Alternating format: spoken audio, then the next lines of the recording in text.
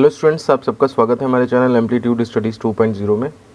देखिए, applied math second में unit number second चल रही है, समाकलन के अनुप्रयोग, और इसमें वक्रों की चाप की लंबाई देख रहे थे। आज हमारा सेकंड पार्ट चल रहा है इसका।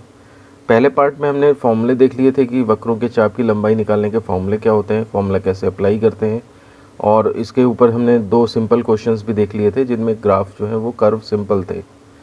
लेकिन अब कभी कभी ऐसा होता है कि ग्राफ जो है वो थोड़े से टिपिकल होते हैं। जैसे मान लिया परवलय हो गया, वृत्त हो गया, दीर्घवृत्त हो गया, तो कैटनरी हो गया, एस्ट्रॉयड हो गया, तो काफ़ी ज़्यादा कॉम्प्लिकेटेड हमारे पास बुक में एग्जांपल्स तो दिए हैं ग्राफ्स के, लेकिन हमारे पास जो बोर्ड में आए हुए हैं वो सिंपल ही ग्राफ्स हैं, कोई ज़्यादा इतने कॉम्प्लिकेटेड नहीं है। तो उनमें ही एक ग्राफ है परवलय। ये एक शेप होती है जिसको कि इंग्लिश में पैराबोला कहते हैं, और पहले हम इसके बारे में देख लेते हैं क्योंकि कुछ बच्चे 10th से पास करके आते हैं जिन्हें इस बारे में नहीं पता होता, क्योंकि ये कोऑर्डिनेट ज्योमेट्री यानी कि निर्देशांक ज्यामिति में ये चैप्टर पढ़ाया जाता है परवलय, और यहाँ पर जो है वो ऐसा कोई चैप्टर नहीं है हमारे पास पॉलीटेक्निक में कि परवलय बताया जाए आपको। तो इस वजह से 10th वाले बच्चे इसके बारे में नहीं जानते, तो उनके लिए मैं थोड़ा इंट्रो दे रहा हूँ, और जो 12th पास करके आए उनके लिए वो एक रिवीजन की तरह हो जाएगा। तो देखिए, सबसे पहले बात करते हैं परवलय शेप क्या होती है।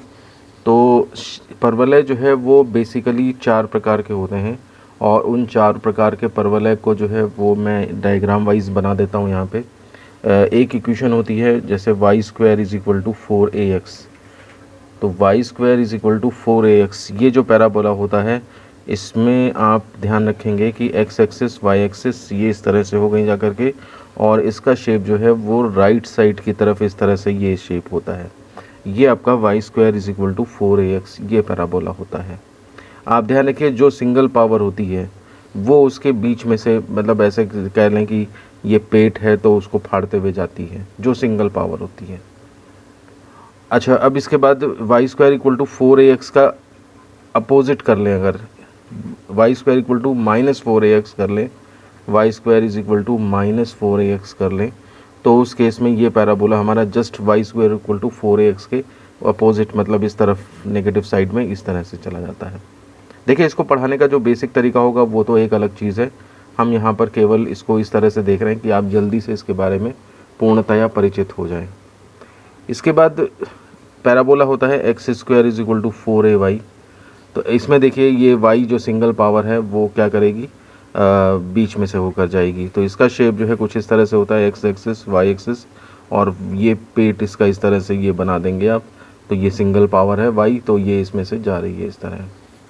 उसके बाद x² = -4ay, ये जो है आपका पैराबोला जो है आपका ये इस तरह से होगा जा कर के, x एक्सिस y एक्सिस, और ये जो है डाउन पैराबोला इस तरह से होगा जा कर के, x² = 4ay का रिवर्स आप इस तरह से इसको कंसीडर कर सकते हैं।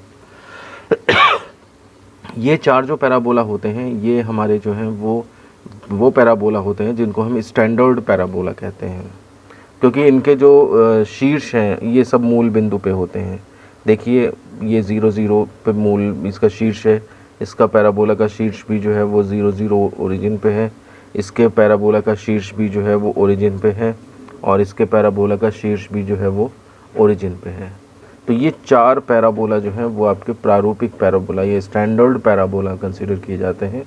इसके अलावा अब अगर मैं बात करूं आपसे कितने टाइप का पैराबोला हो सकता है, तो वो आप जितना मर्जी चाहें, जैसे चाहें कि ये एक्सिस सिस्टम है, आप इस पैराबोला को y² = 4ax को थोड़ा खिसका के बना दें, ये भी पैराबोला हो सकता है। इसकी इक्वेशन फिर अलग होगी जा करके। लेफ़्ट वाले को भी थोड़ा खिसका के इधर बना दो, इसको ऊपर खिसका के बना दो, इसको नीचे खिसका के बना दो, फिर कोई ज़रूरी नहीं है इसको आप इधर ही खिसकाएं, इसको आप इधर भी खिसकाएं, इधर भी खिसकाएं, यानी कि ऐसे भी पैराबोला बन सकता है। इसको आप नीचे खिसकाएं, इधर खिसका दें, ऐसा भी पैराबोला बन सकता है। इस तरह भी बन सकता है, इस तरह भी बन सकता है, कई तरह से बन सकते हैं। अभी तो मैंने क्या किया है कि इसमें केवल मैंने सिंपली ट्रांसलेशन किया है। अभी मैं रोटेशन भी कर सकता हूँ, कोई ज़रूरी नहीं है कि इस तरह का पैराबोला हो, इस तरह का भी पैराबोला हो सकता है। ये मैंने रोटेट कर दिया है इस लाइन पे, या फिर इसको ही रोटेट कर दीजिए, आप इस तरह कर दीजिए, इस तरह कर दीजिए, इस तरह। तो कहने का मतलब है शेप पैराबोला तो कहीं भी हो सकती है, वो सब आपके पैराबोला बाद की बातें आती हैं। उस तो वो कॉम्प्लिकेटेड पढ़ेंगे, उनको पढ़ने का तरीका अलग है। शुरुआत जो आपकी कराई जाती है वो ये 4 स्टैंडर्ड पैराबोला से कराई जाती है। Y square equal to 4ax सबसे प्रारूपिक है, ये आपका इस तरह से होता है। फिर X Y square equal to -4x, ये इसके रिवर्स हो जाता है। X square is equal to 4ay, तो ये ऊपर की तरफ होता है, और ये -4a ये उल्टा हो जाता है। तो कहने का मतलब है ये दो बेसिकली ध्यान रखें आप, तो इनके उल्टे उल्टे माइनस लगाने से हो जाते हैं। तो ये दो हमेशा ध्यान रहने चाहिए आपको, बिल्कुल। मुझे उम्मीद है अब आपको क्लियर हो गया होगा। Y square equal to 4x जो सिंगल पावर होती है उसकी तरफ वो उस पेट उस काटती है।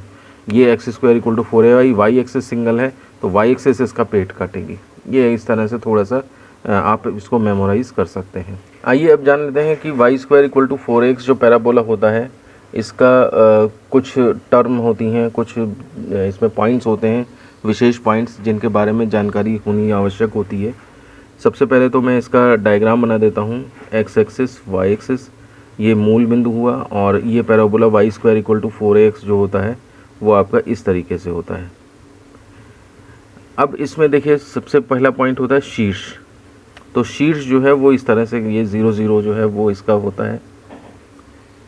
इसके बाद इसमें से अगर आप a निकाल लें, Y square equal to 4ax में से a अगर निकाल लें, अब ये चीज़ कैसे करी जाती है मैं बता दूं आपको। जैसे मान लिया Y square is equal to 16x ये पैराबोला दिया है, तो Y square is equal to 4 अलग कर लीजिए तो 4 बचा, ठीक है ना। x तो ये रहा ही रहा, 4 अलग कर लीजिए क्योंकि फॉर्मूले में 4 होता है, तो बचा क्या 4 इंटू 4, यानी कि ये इस तरह से बचा। तो आपका यहाँ पर a इज इक्वल टू कितना आ गया 4 आ गया। तो इस तरह से इक्वेशन से a की वैल्यू निकाली जा सकती है, या आप इसे सीधे ऐसे लिख सकते हो Y square equal to 16x को Y square equal to 4ax से कंपेयर करने पर, तो 4a is equal to 16, 4a is equal to 16 तो a इक्वल टू 4। चाहे तो आप ऐसे निकाल लो, चाहे आप ऐसे निकाल लो, ये थोड़ा मैथमेटिकल लॉजिकल वे है, ये अपना हिसाब किताब वाला वे हो गया, ठीक है। तो इसमें से आप अगर a निकाल लो तो, और पॉइंट ढूंढो इसमें कि a,0 पॉइंट, ये वाला पॉइंट, तो ये पॉइंट जो है वो आपका कहलाता है नाभि, एस से शो करते हैं इसे। शीर्ष जो है वो आपका ए से शो होता है ज़्यादातर, और नाभि जो होती है वो आपकी a,0 से शो होती है।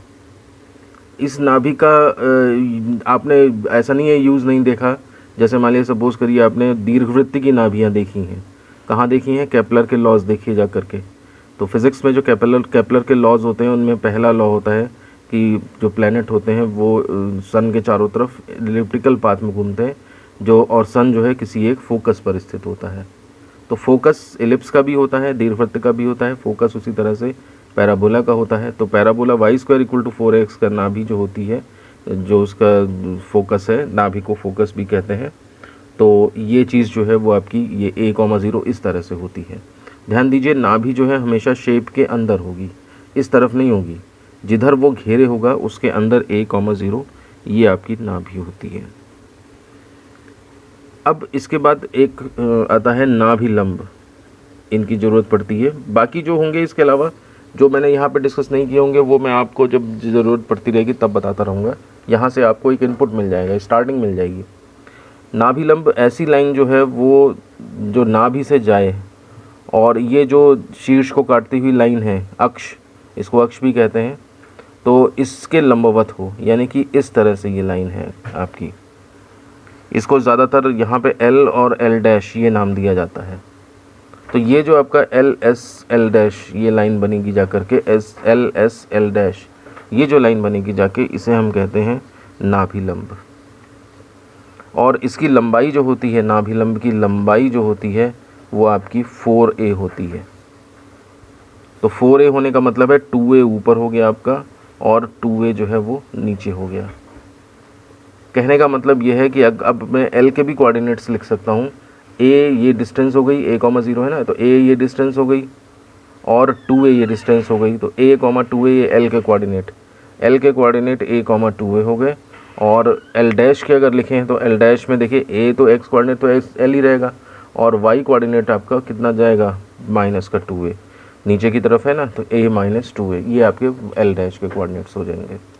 तो शीर्ष, नाभि, नाभिलंब, ये सब चीज़ें जो हैं वो आपको थोड़ा सा पता होना चाहिए। नाभिलंब की लंबाई 4a होती है। एक तरह से कह लें तो वाई स्क्वायर का जो ये एक्स का कोफिशिएंट है ये 4a, ये पूरा टोटल आपकी नाभिलंब की लंबाई होती है। या एक बार पहले आप a निकाल लें, फिर उसके बाद 4a कर दें तो आपको नाभिलंब की लंबाई। इसी तरह से नियता वगैरह लाइनें भी होती हैं। जितना a डिस्टेंस पे यहाँ ना भी होती है उतना ही पीछे वाई एक्सिस के पैरेलल लाइन ले लें तो वो नियता होती है। लेकिन इन सब की ज़्यादा ज़रूरत अभी नहीं पड़नी है। आपको जितना काम आना है अभी इस चैप्टर में उतना मैंने यहाँ पे बता दिया है। इसी तरह से अगर हम मान लिया सपोज़ करिए पैराबोला ले लें, Y square is equal to minus या फिर X square is equal to 4ay, ये वाला ले लो, X square is equal to 4ay। तो इसके बारे में अगर हम जिक्र करें तो देखिए कि क्या होगा जाकर के एक्स एक्सिस वाई एक्सिस और X square is equal to 4ay का ये हिसाब किताब बना जाके इस तरह का शेप बताया था मैंने। इसका भी शीर्ष की बात करें तो ए ये आपका 0 0 हो जाएगा, मूल बिंदु ही इसका शीर्ष होता है। प्रारूपिक पैराबोला जितने होते हैं सबका मूल बिंदु ही शीर्ष होता है।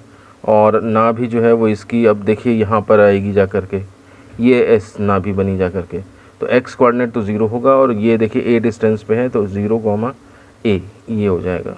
तो फ़र्क ये पड़ा Y square equal to 4x और X square equal to 4ay में कि वहाँ a, 0 थी, यहाँ पे 0, a, क्योंकि वहाँ पे नाभि इस तरफ पड़ रही थी एक्स एक्सिस पे और इसमें जो नाभि है वो आपकी वाई एक्सिस पे पड़ रही है जा कर के। अब इसके बाद नाभि हो गया, नाभिलंब यहाँ पे फिर देखेंगे तो नाभिलंब फिर यहाँ पे इस तरह से हो जाएगा, अक्ष के लंबवत और नाभि से जाने वाली लाइन।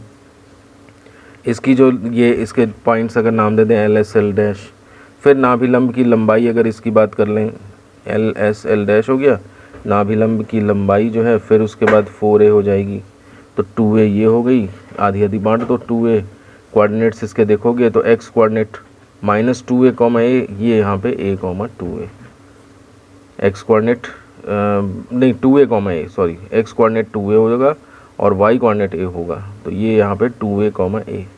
तो ये जो कोऑर्डिनेट ज्योमेट्री के कंसेप्ट्स होते हैं ये भी मिक्स होते हैं, शेप भी याद रखनी होती है, कई सारी नई चीज़ें होती हैं।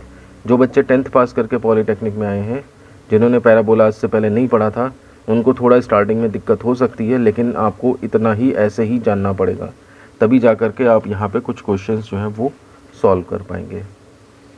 ठीक है, तो स्टूडेंट्स हमने पैराबोला के बारे में जान लिया है और अब हम वक्रों के चाप की लंबाई वाला पार्ट पे आ जाते हैं और अगला क्वेश्चन सॉल्व करते हैं जिसमें कि परवलय के बारे में जिक्र किया गया है, इसीलिए मुझे ये परवलय थोड़ा सा आपको बताना पड़ा। आइए अब क्वेश्चन पर चलते हैं और ये क्वेश्चन आपका बहुत इंपॉर्टेंट क्वेश्चन है, 2017 में पूछा गया है। परवलय Y square equal to 4ax तथा उसके नाभिलंब द्वारा कटी लंबाई ज्ञात करें।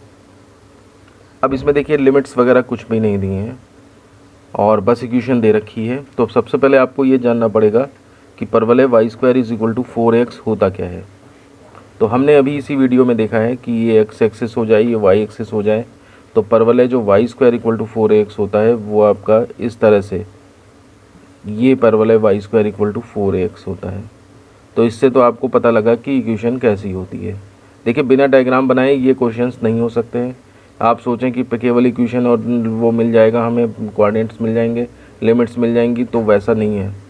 आपको पहले प्रोसेसिंग करनी पड़ेगी, जो डेटा प्रोवाइड किया है क्वेश्चन में पहले प्रोसेस करके आपको एक इंटीग्रेशन करने लायक बनाना पड़ेगा, तब जाके कहीं इंटीग्रेशन परफॉर्म होगा। तो ये क्वेश्चंस थोड़े से लंबे, कॉम्प्लिकेटेड, पहले से करे हुए होने चाहिए। आप ऐसा नहीं कर सकते कि नया क्वेश्चन आ गया और पेपर में जाके कर लोगे। आपकी प्रैक्टिस होगी उस क्वेश्चन को करने की, तभी आप उसको कर पाओगे। तो यहाँ पर देखिए अब नाभिलंब द्वारा कटी लंबाई, तो नाभिलंब कहाँ होता है तो मालूम है हमें, नाभि अगर a, 0 ये है s, तो नाभिलंब जो है वो आपका इस तरह से ये होता है एल एस एल डैश, ये मैं अभी बता चुका हूँ आपको। अब क्वेश्चन पढ़िए, परवलय Y square equal to 4x, तो ये हो गया, और उसके नाभिलंब द्वारा कटी लंबाई, मतलब नाभिलंब जो ये है आपका, ये नाभिलंब वाली लाइन परवलय का कितना हिस्सा काट रही है।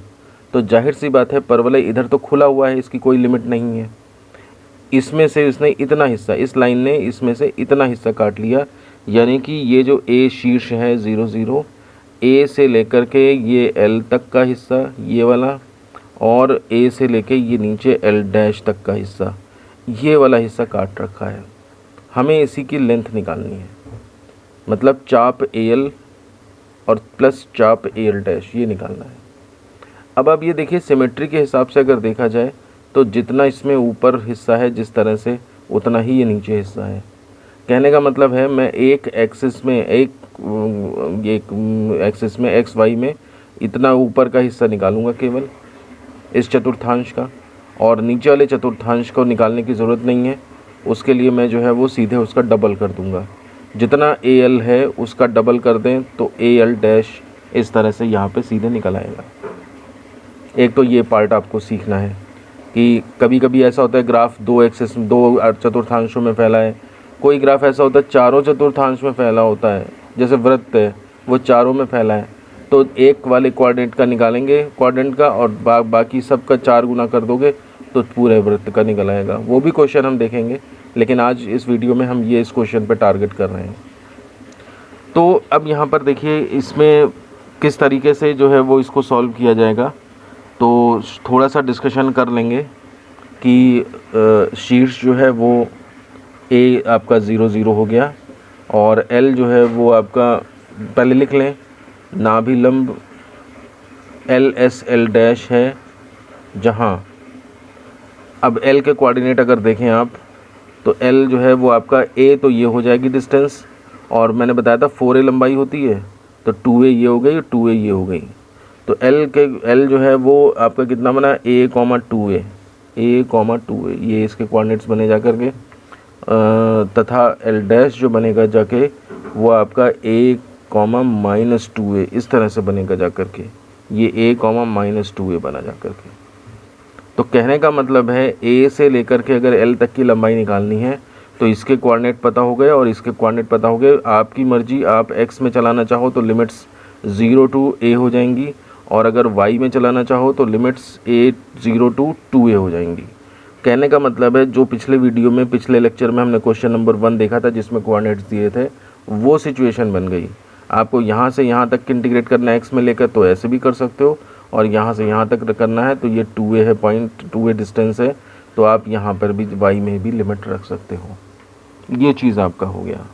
थोड़ा सा हम इसमें ये भी बता देते हैं कि जो चाप एल ए एल डैश निकालना है, ये बात लिख देते हैं, जो कि चाप ए एल का दूना है, चाप ए एल का 2 गुना है, ये पूरा निकालना है मुझे।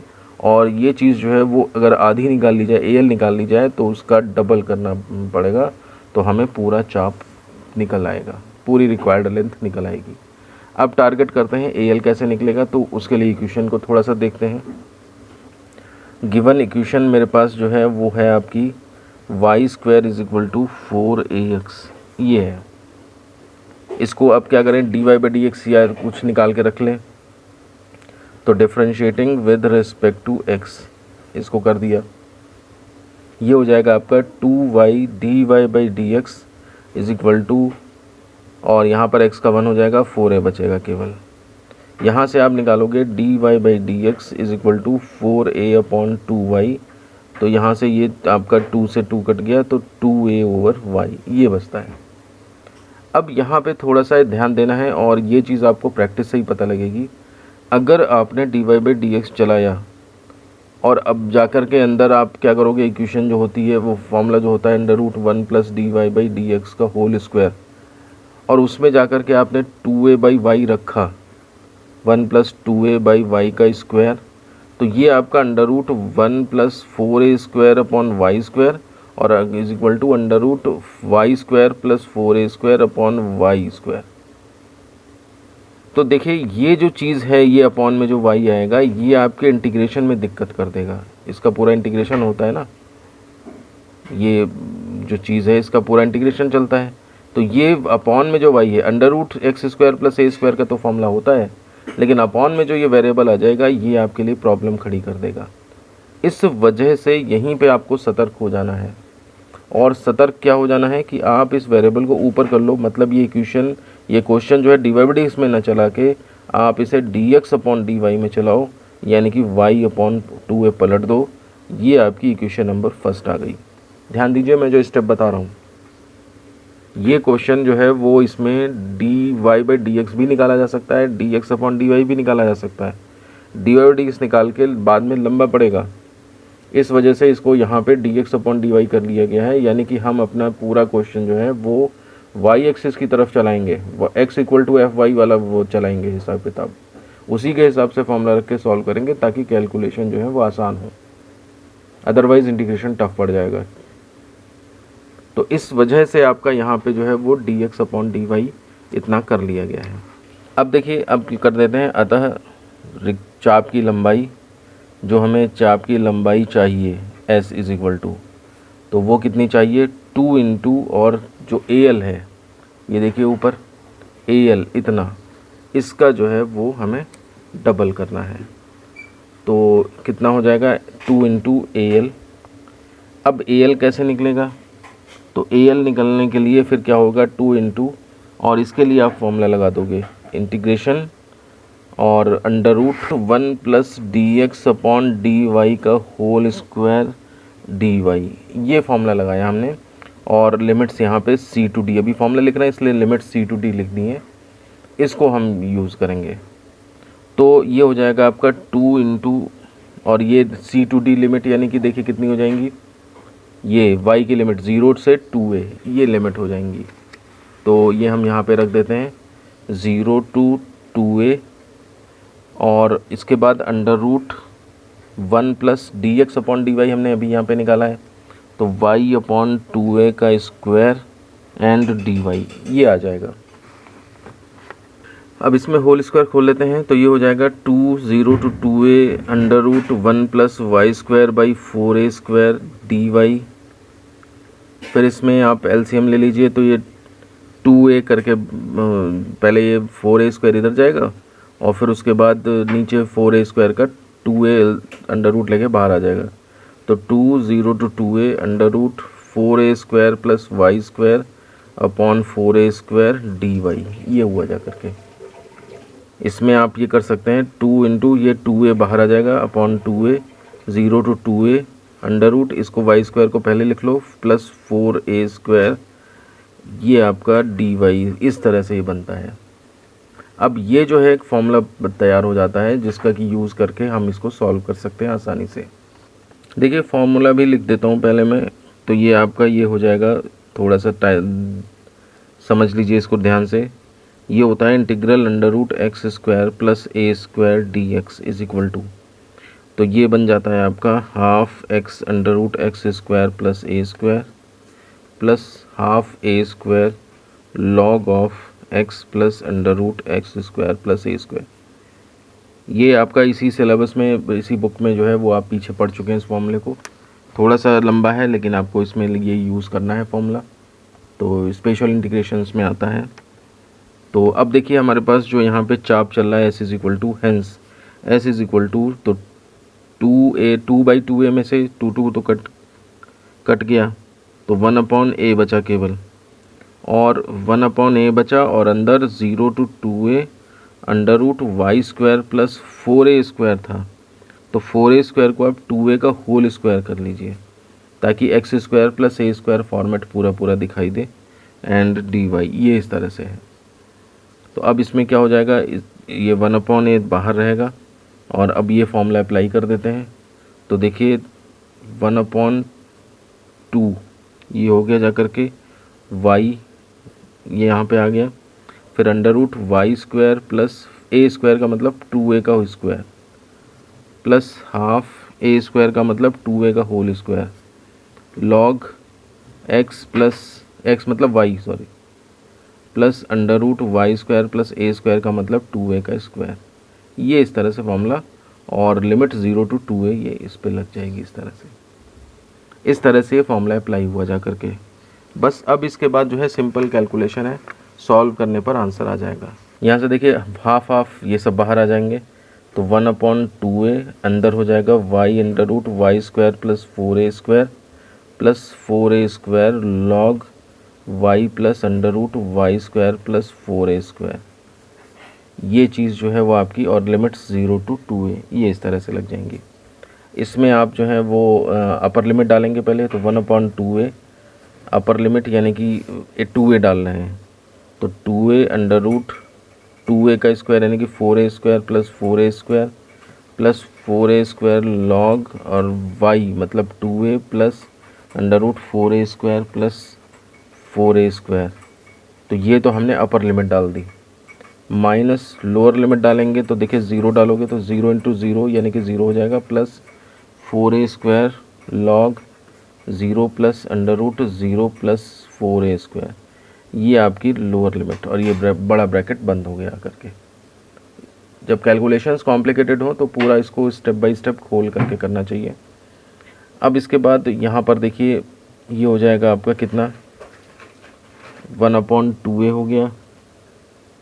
ठीक, इसमें देखिए 2a √8a² plus 4a² log 2a plus √8a², ये हो गया जा करके। अब इसकी करली ब्रैकेट की ज़रूरत ख़त्म हो गई है क्योंकि यहाँ पे तो एक ही टर्म आएगा, तो इसको हटा देते हैं। और माइनस का आपका कितना बना, 4a² माइनस का 4a² लॉग √4a² का भी √ आ जाएगा, 2a आ जाएगा, तो लॉग ऑफ 2a, ये इतना बचता है आपका। तो थोड़ा सा सिंपल हो गया है एक्सप्रेशन। आगे बढ़ते हैं। देखिए 1/2a और ब्रैकेट में ये इसको 8 को थोड़ा सा सॉल्व कर सकते हैं आप। एक a² का तो रूट निकल आएगा, 8 का 4 × 2 करके 4 का 2 बाहर आ जाएगा, तो 2a × 4 का आप 2√2 लिख सकते हैं। ठीक है ना, 2 का स्क्वायर 4 और 2 8, ये इस तरह से हो जाएगा, और into a plus 4a² log 2a plus, इसको भी ऐसे लिख दो, तो ये भी आपका कितना हो जाएगा, 2√2a हो जाएगा, माइनस 4a² लॉग 2a, ये इस तरह से बनेगा जा करके। अब देखिए आप इसमें 4a² यहाँ भी है, 4a² यहाँ भी है, और 2 2 4 और a² पूरा यहाँ पे भी है, तो 4a² कॉमन हो जाएगा अपॉन 2a। अंदर आपका बचेगा कितना, ये केवल √2 बचेगा यहाँ, plus log 2a plus 2√2a minus log 2a, ये बचेगा जा करके। यहाँ से आपका a से a कैंसिल, 2 से 2 कैंसिल, तो ये 2a बना √2। अब ये लॉग माइनस लॉग अपॉन में चला जाएगा, तो plus log 2a plus 2√2a upon 2a, ये इस तरह से बन जाएगा। अब थोड़ा थोड़ा सिंप्लीफाई होता हुआ दिख रहा है। यहाँ पर देखिए क्या हो जाएगा, 2 जो है वो कॉमन लेके कट जाएगा नीचे से, a भी कॉमन लेके नीचे से कट जाएगा, तो ये बनेगा जा कर के 2a और अंदर ब्रैकेट में √2 प्लस लॉग, और यहाँ पर 1 प्लस √2, ये इतना, ये आपके आर्क लेंथ की वैल्यू आती है। s = यही आपका फाइनल आंसर आता है। तो आपको जो है इस क्वेश्चन में ये ध्यान रखना था कि थोड़ा सा यहाँ पर स्टार्टिंग में कि इसको आपको dx/dy लेके चलाना है, तो ये आसान पड़ेगा। हो dy/dx से भी जाएगा, आप लोग ट्राई करिएगा, अगर होता है तो आप हमें भेजिएगा इसको और कमेंट में करके बताइएगा इसको किस तरह से हुआ। आइए अब एक्सरसाइज का क्वेश्चन सॉल्व करते हैं। क्वेश्चन नंबर 3 का फर्स्ट पार्ट है, परवलय x² = 4ay के शीर्ष तथा नाभिलंब जीवा के एक सिरे के बीच चाप की लंबाई ज्ञात करें। ध्यान दीजिए, इसका अगर हम डायग्राम बनाएं तो वो इस तरह से हो जाएगा, x axis y axis, x² = 4ay का मतलब हो गया जाकर के आपका पैराबोला कुछ इस तरह से होगा जाकर के। शीर्ष इसका 0,0 हो गया, और ये इसका s नाभि हो गई, और ये यहाँ से आपका LS ये आपका नाभिलंब हो गया। तो कह रहा है कि शीर्ष तथा नाभिलंब जीवा के एक सिरे के बीच, मतलब शीर्ष और नाभिलंब जीवा का एक सिरा मान लिया, सपोज़ यही ले लिया हमने, या फिर L' ले लिया, कुछ भी आप इसमें कंसीडर कर सकते हैं। तो यहाँ पर देखिए, चलिए यही पॉजिटिव क्वाड्रेंट में है, यही वाला कंसीडर कर लेते हैं। तो AL', या फिर आप इसे L' बोल लो, वो खैर ख़ास फ़र्क नहीं पड़ता है।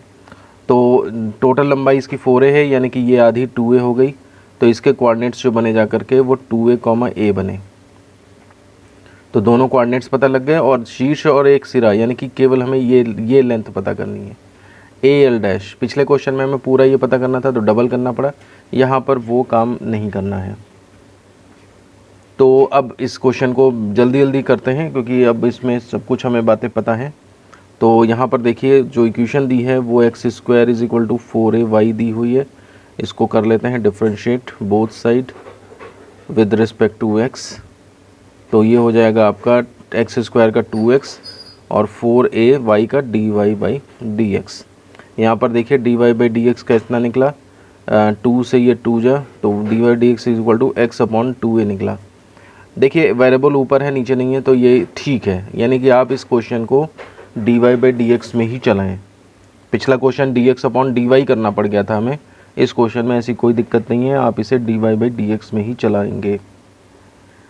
अब इसके बाद देखिए चाप की लंबाई अगर निकालेंगे तो चाप की लंबाई तो ये इज इक्वल टू हो जाएगी जाकर के इंटीग्रेशन हो जाएगा हमारा, डबल तो करना नहीं है, इंटीग्रेशन हो जाएगा c टू d नहीं a टू b और x axis y is equal to fx पे चल रहे हैं ना, तो इस वजह से √1 प्लस dy/dx का होल स्क्वायर एंड dx, ये इस तरह चलेगा।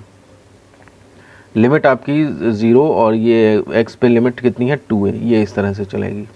तो 0 to 2a √1 प्लस dy/dx आपका ये x/2a हो गया, इसको यहाँ पे रख दिया एंड dx। अब देखिए आप ये हो जाएगा 0 to 2a √1 plus x²/4a² dx। यहाँ से देखेंगे आप 0 to 2a, अब कैलकुलेशन कुछ उसी तरह की चल रही है। ये 2a जो है वो बाहर आ जाएगा, 1/2a हो जाएगा और ये 4a² प्लस x² dx, ये इस तरह से हो जाएगा 1/2a 0 to 2a और x² प्लस 2a का होल स्क्वायर, ऐसे करके लिख लो ताकि फॉर्मूला आसानी से लग सके।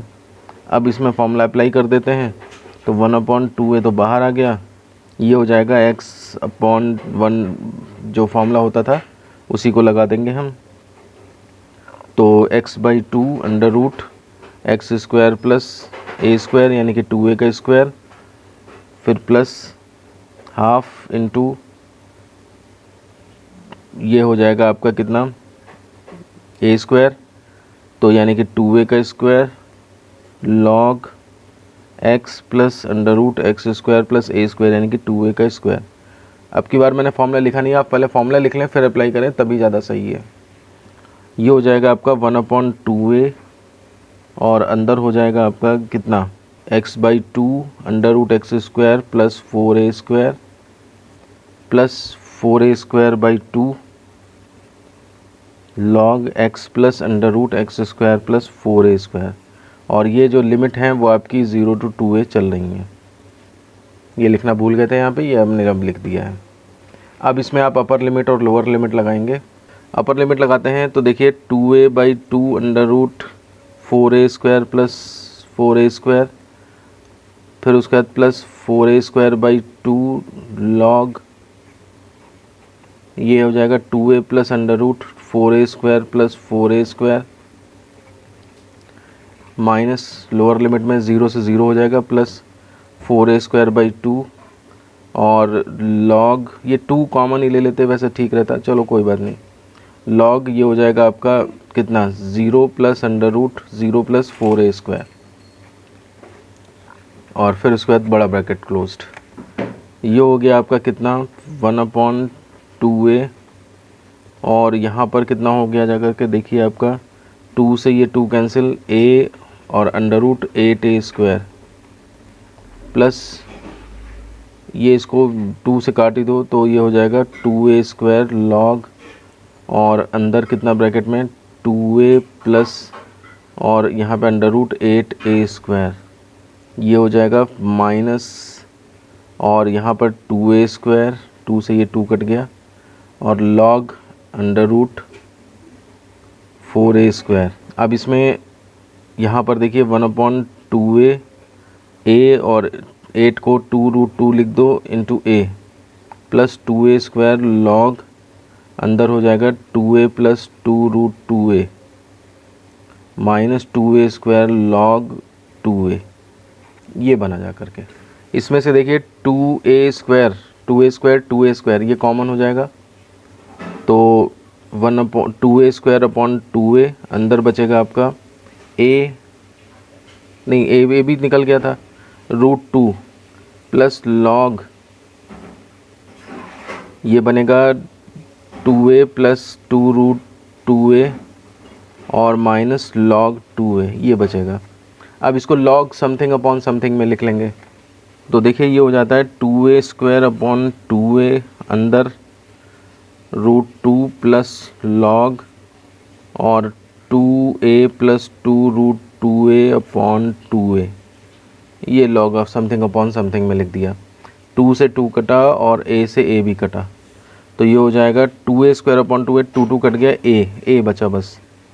तो ये हो जाएगा आपका a और अंदर ब्रैकेट में √2 प्लस लॉग 1 प्लस √2, ये आपका आंसर आ जाएगा।